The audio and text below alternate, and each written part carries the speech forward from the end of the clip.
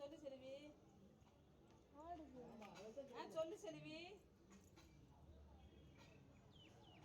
சரி சரி சரி சரி. நான் தான் காலேஜ் கேட்டேன் சந்தனாவை. இவனை விட்டா அது பிடிச்சிருவோம்.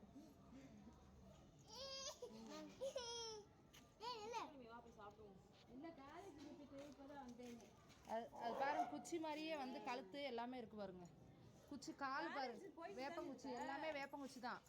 ஆனா நடுவுல பூச்சி இருக்கு. உங்களுக்கு லீவ் இல்ல, லீவ் அது தலை எல்லாமே வந்துட்டு அதுலயே உயிரோட தான் இருக்கும். ஆமாக்கா.